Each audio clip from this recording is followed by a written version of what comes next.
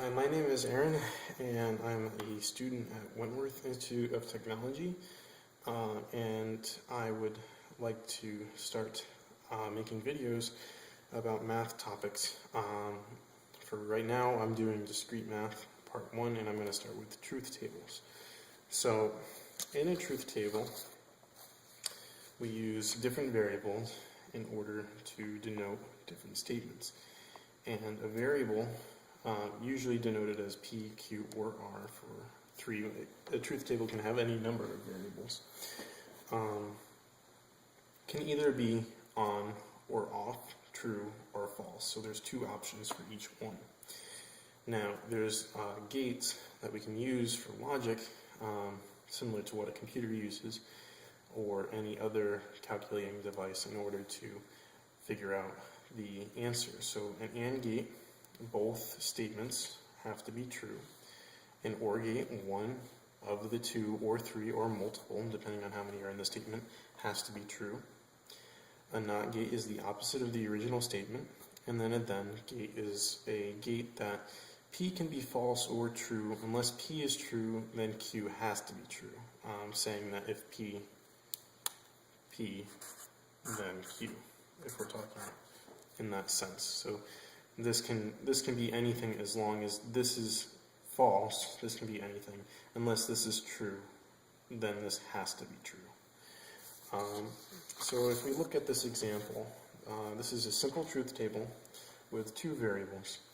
And you can see that I have written out all the possible combinations. So if P is true, Q is true. If P is true, then Q is false. If P is false, then Q is true, and if they're both false. So those are all the possible combinations that we have here. So let's start looking at these different types of results that we can get from these two starting variable clusters that we have. So if we're looking at this one here, this not P, then that means that we're looking at the P column, and whatever the P column is, we write the opposite of it. So if P is true, then the not P is going to be false. Again, for the second one here is false. And this one's false, so this one's going to be true. And this one's false, so this one's also true. As you can see, it's the exact opposite of the P column. The same for the Q column, this not Q right here. This true would now be false. This false would be true. This true would be false. And this false would be true. So these are the inverses of the original statements. And that can be very important when we start talking about other types of gate arrangements. These are just very basic. So P, then Q.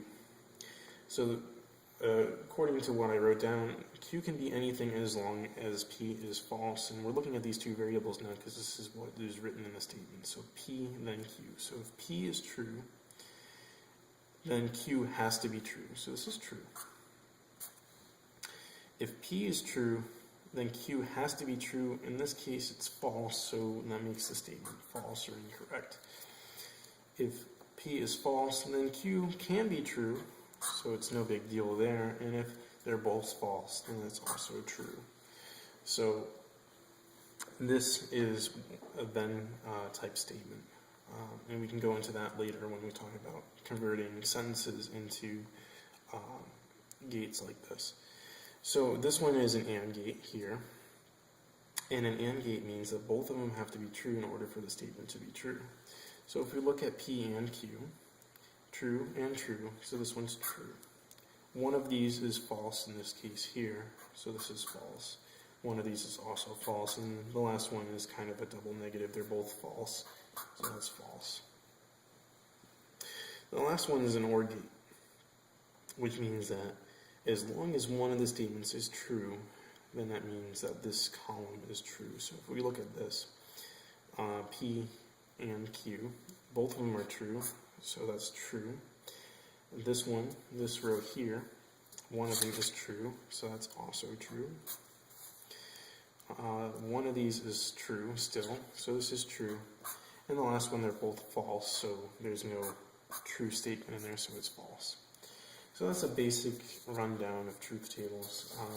I'm planning on doing a lot more of discrete math.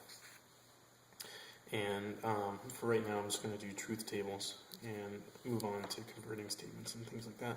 So thanks for listening, and have a good night.